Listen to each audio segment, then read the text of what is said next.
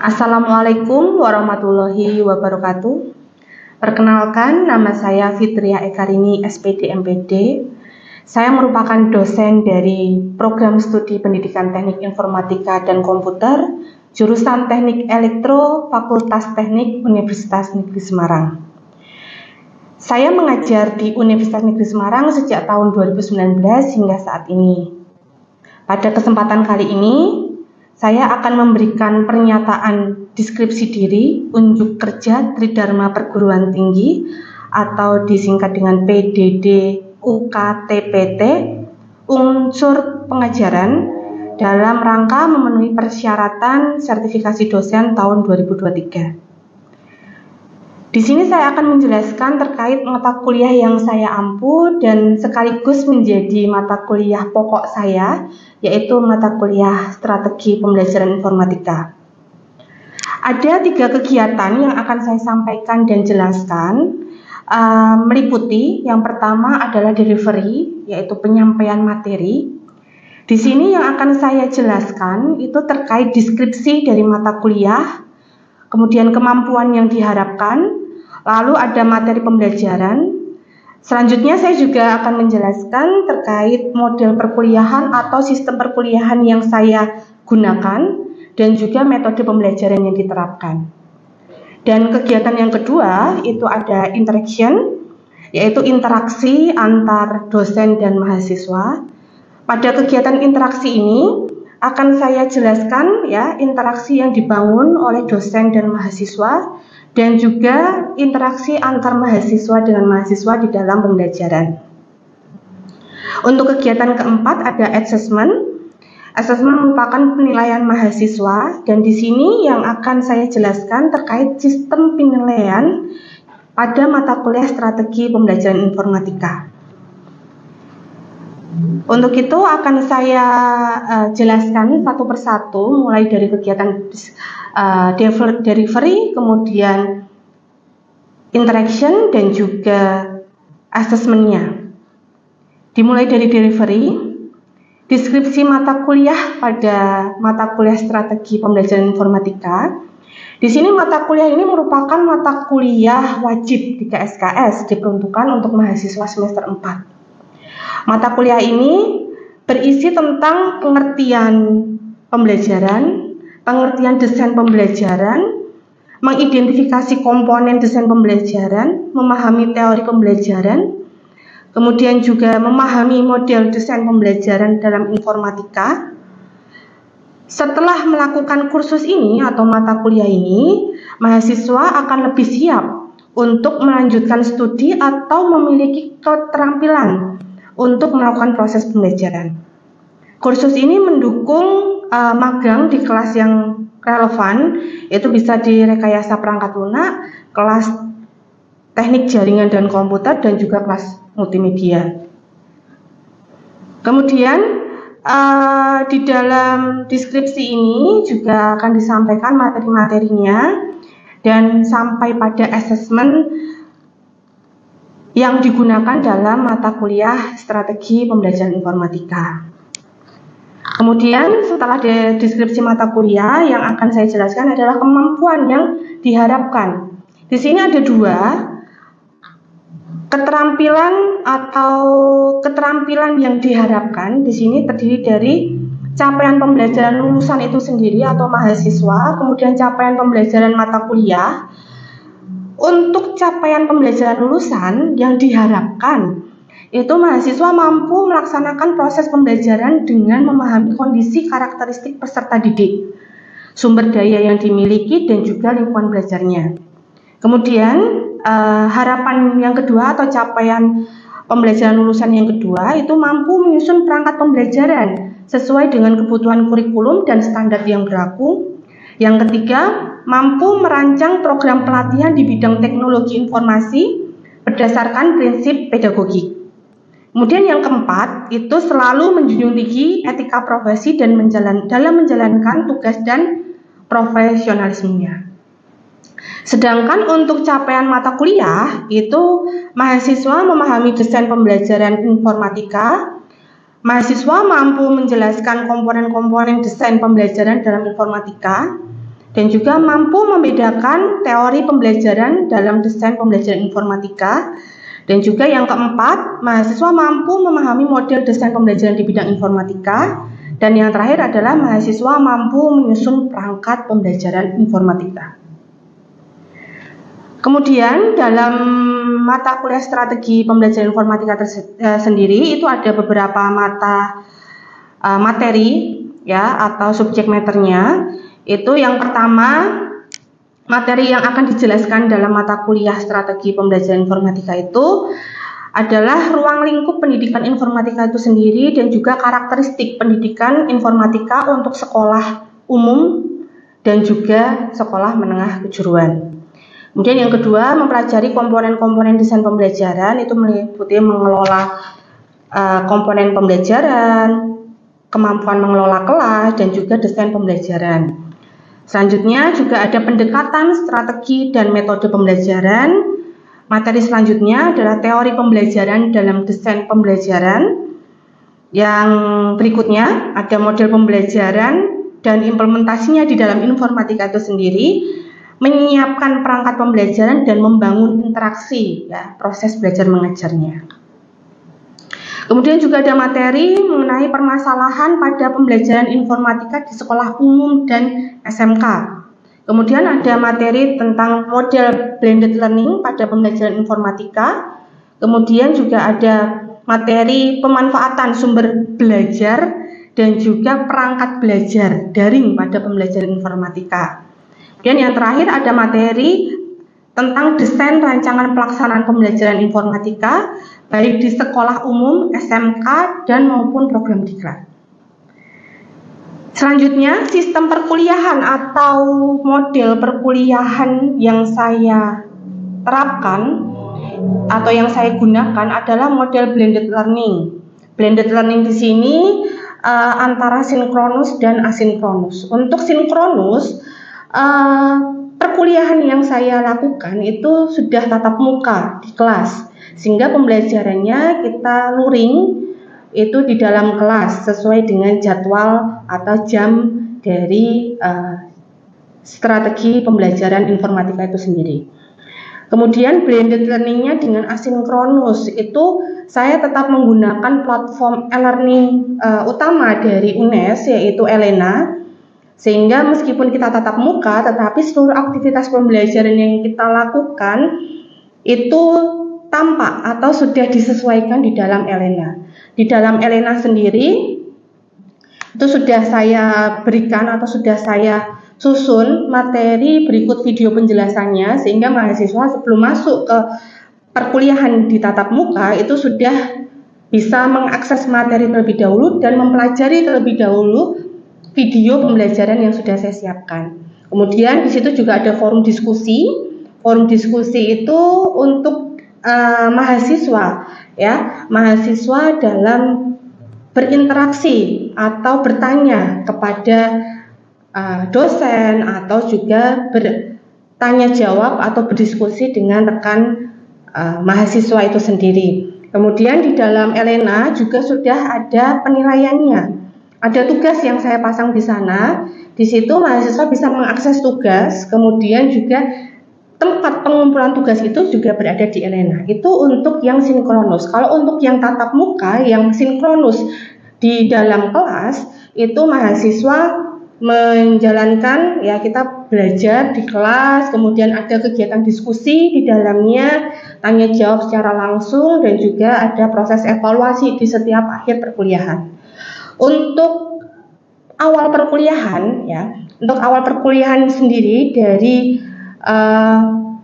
pembelajaran strategi dan pengelolaan, strategi pembelajaran informatika itu kita sudah melaksanakan kontrak perkuliahan, ya, kontrak perkuliahan yang dimulai dari RPS, bahan ajar hingga penilaian pun sudah disampaikan kepada mahasiswa itu sendiri.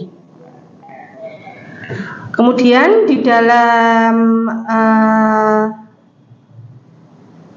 sistem perkuliahan itu juga kita tekankan bahwa diskusi atau keaktifan itu juga memiliki poin penting. dalam penilaian mata kuliah strategi pembelajaran informatika. Kemudian metode pembelajaran di sini di dalam RPS banyak atau sudah saya sesuaikan beberapa metode pembelajaran yang digunakan. Di antaranya metode pembelajaran ceramah, diskusi, studi kasus, tugas proyek, ya, itu semua tergantung dari materi yang disajikan. Sehingga setiap materi bisa berbeda dari metode pembelajarannya. Kemudian untuk interaksi di sini juga sama, dilaksanakan secara tatap muka dan tidak tatap muka atau tidak langsung. Yang diskusi langsung itu yang berada di dalam kelas, ya. Kita selalu ada diskusi, tanya jawab antar mahasiswa ke dosen dan juga antar mahasiswa dan mahasiswa. Kemudian juga di dalam tidak langsung itu melalui Elena yang sudah kita siapkan. Di situ kita bisa melihat poin keaktifan dari peserta didik atau dari mahasiswa. Kemudian untuk proses asesmennya, penilaian dari mata kuliah strategi pembelajaran informatika sendiri itu dimulai dari proses hingga akhir. Sehingga penilaian itu mencakup aktivitas partisipatif, kemudian ada juga penilaian proyek, penilaian tugas mandiri, penilaian kuis, penilaian UTS, dan penilaian UAS. Untuk bobotnya sendiri, untuk aktivitas partisipatif itu ada 10%. Kita lihat dari keaktifan dalam berdiskusi, keaktifan dalam bertanya, keaktifan dalam segi kehadiran, itu kita ada bobotnya 10%. Kemudian untuk proyek di sini karena strategi pembelajaran informatika ini juga ada tugas akhirnya atau proyek akhirnya, di sini bobotnya ada 40%. Kemudian tugas mandiri sendiri itu ada 10%, dan untuk kuis itu juga 10%. Sedangkan untuk UTS dan UAS bobotnya masing-masing 15%. Untuk penilaian sudah kami sesuaikan dari segi bobotnya dan untuk mengetahui evaluasi dari mata kuliah strategi pembelajaran informatika itu sendiri. Demikian yang bisa saya sampaikan terkait pernyataan deskripsi diri unjuk kerja Tridharma Perguruan Tinggi PDD UKTPT unsur pengajaran dalam rangka memenuhi syarat pengajuan sertifikasi dosen tahun 2023. Terima kasih atas perhatiannya. Wassalamualaikum warahmatullahi wabarakatuh.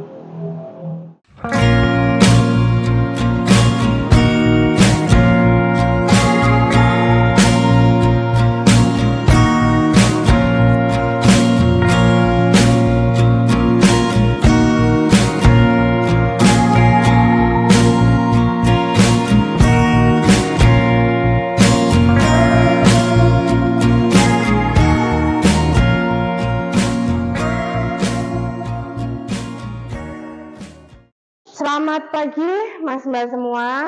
Assalamualaikum Waalaikumsalam warahmatullahi wabarakatuh. Kita berdoa dulu ya untuk membuka kelas kita pada pagi hari ini. Berdoa menurut agama dan keyakinan kita masing-masing, berdoa dimulai.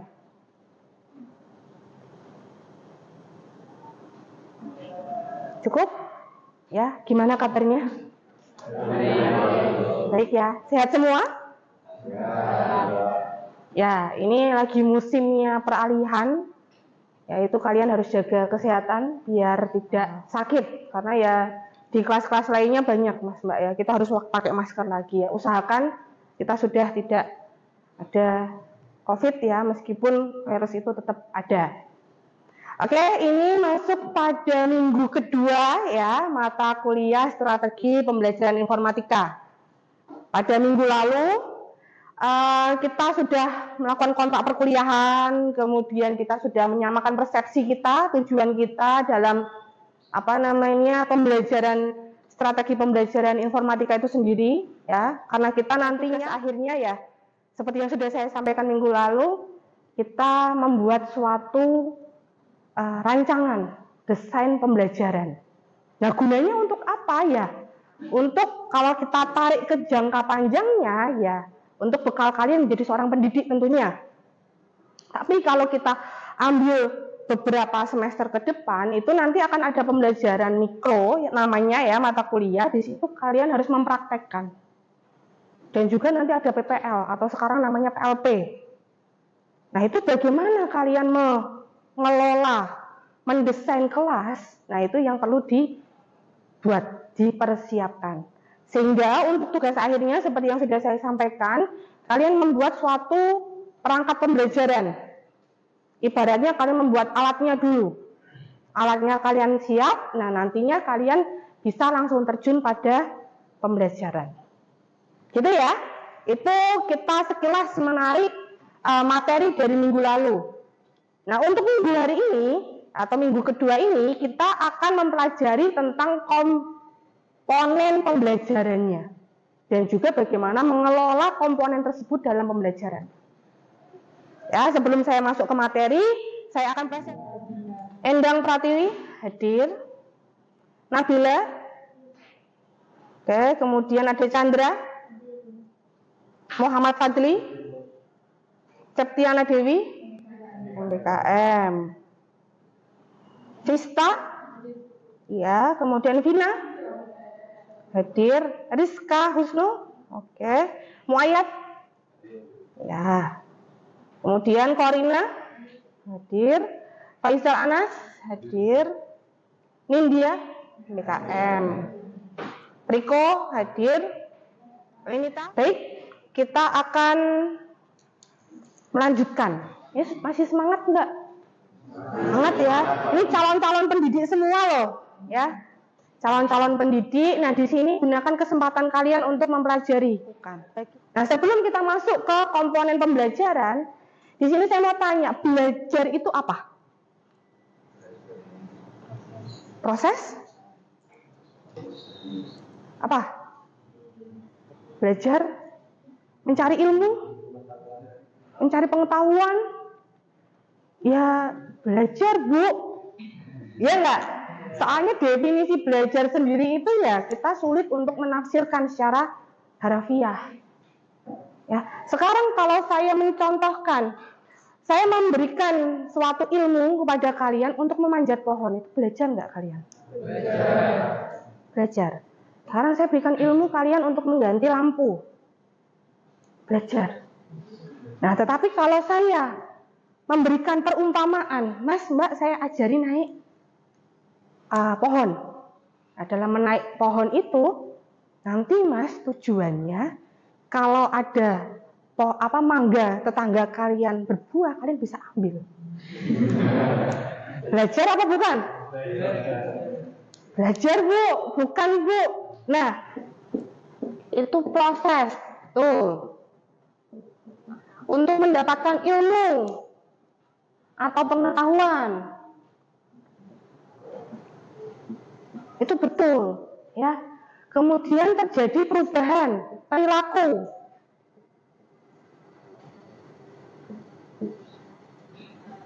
Itu juga betul. Ya.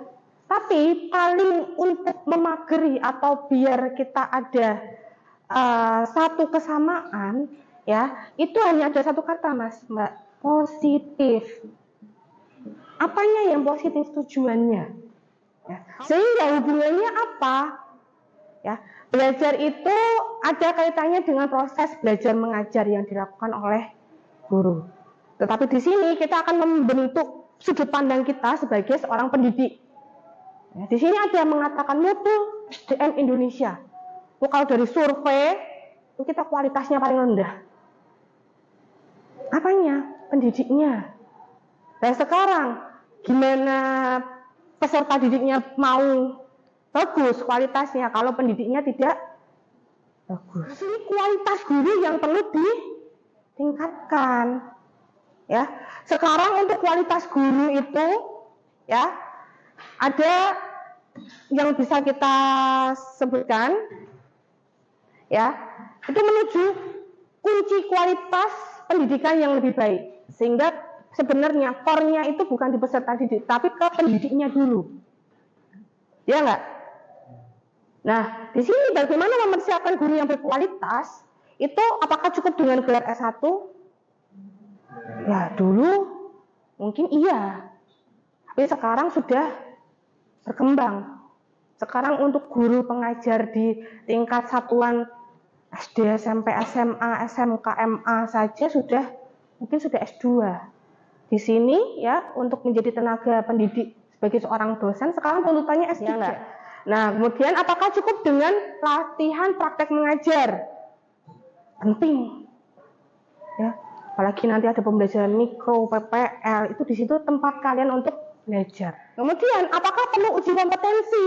Iya, sekarang banyak Mas Mbak. Pemerintah dengan adanya permasalahan kita yang kualitas pendidiknya rendah itu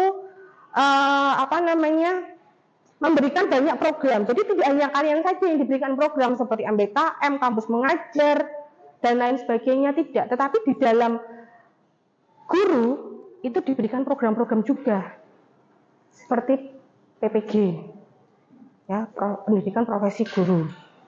Ya, untuk apa ya?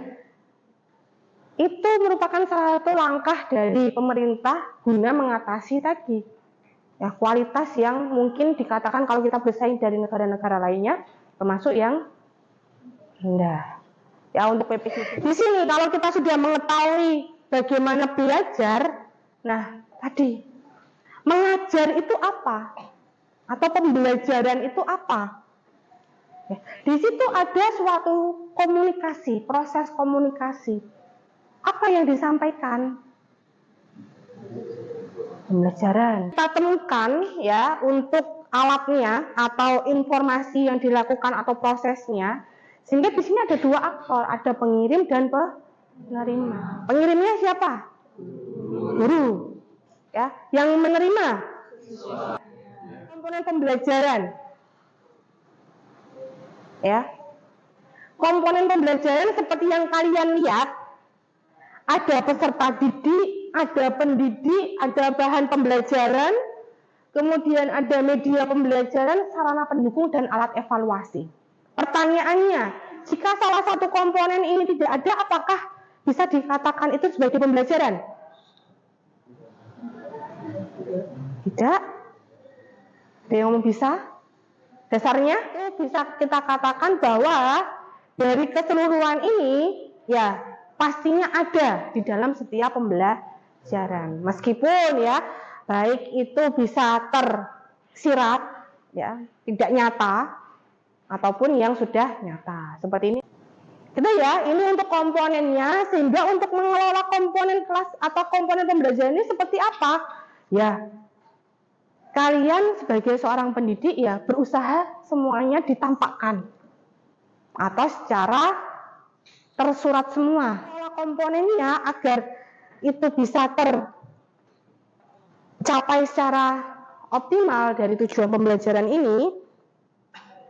Ya, di sini guru perlu adanya inovasi dalam pembelajaran, Mas Mbak. Dengan cara apa? Merubah paradigma. Ya harusnya dikombinasikan dengan inovasi yang kalian miliki. Wah, ini saya ceramah, tetapi nanti saya bentuk tim. Nah, di dalam tim ini nanti akan ada proyek yang harus diselesaikan. Itu bisa kita artikan sebagai suatu perubahan paradigma. Ya, kenapa paradigmanya itu perlu diubah? Ya, karena ada kesenjangan antara harapan dan kenyataan. Sampai sini, ada yang mau ditanyakan? Paham apa tidak? Paham ya? Sehingga di sini nantinya kalian bisa melihat bagaimana cara komponen-komponen pembelajaran yang ada. Tuh, itu tadi materi kita hari ini tentang komponen pembelajaran. Kita apa itu belajar, mengajar, pembelajaran secara utuh, komponen pembelajarannya, dan juga cara mengelola tugas individu yang perlu kalian kerjakan. Maksud dari tugas ini adalah untuk mengevaluasi kalian sejauh mana pengetahuan yang sudah kalian peroleh dari materi ini. Ya. Di sini ya, tugasnya kalian mencari satu artikel ya yang mengenai reward atau penghargaan. Banyak ya berita-berita baik di berita online maupun di media cetak itu ada guru berprestasi.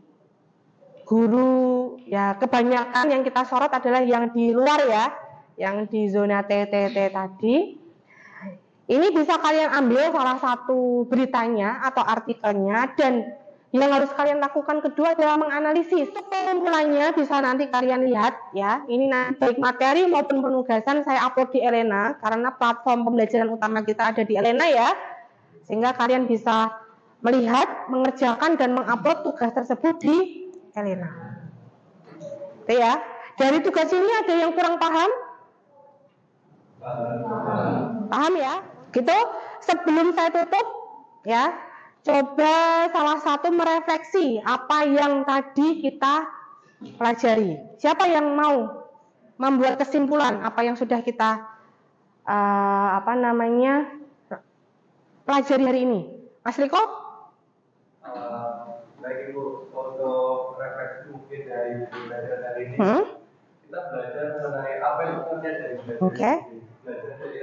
Belajar itu sendiri dapat diartikan sebagai proses untuk menimba ilmu atau pengetahuan yang dapat kita jadikan sebagai pengalaman saat belajar itu sendiri. Kurang lebihnya seperti itu. Oke, baik ya, itu tadi ya secara kesimpulan dari pembelajaran kita hari ini. Sudah disampaikan Mas Riko, itu kesimpulan kita hari ini ya, dan berkaitan dengan tujuannya saya harapkan setelah mempelajari materi ini kalian bisa mengetahui komponen pembelajaran dan bagaimana mengelolanya dengan cara yang baik.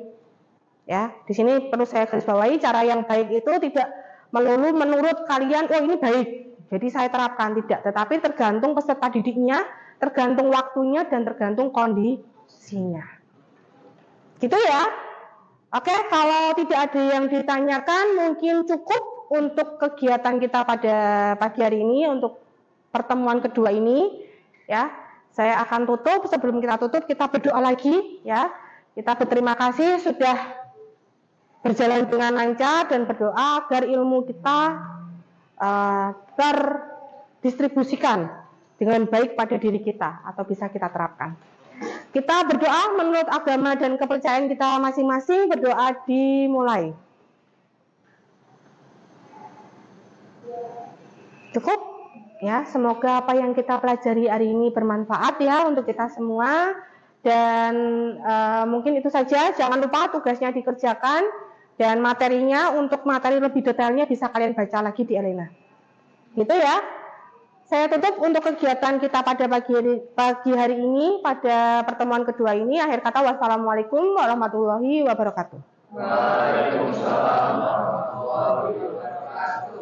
Terima kasih. Ya, sama-sama. Oke, kalian bisa meninggalkan kelas ini.